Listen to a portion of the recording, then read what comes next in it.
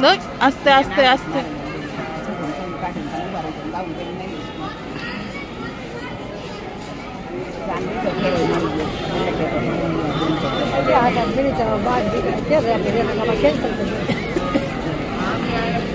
કેટલી રોજ ચાલો તો 35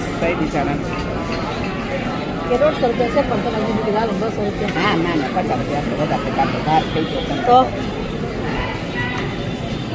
અમે સપોડા સારું છે કોઈ હાલી ન લે તો કાંઈ લખતો નહીં તો મેં પપ્પાને અહીંયા જ આવશે એટલે આપણે અહીંયા જ બેસી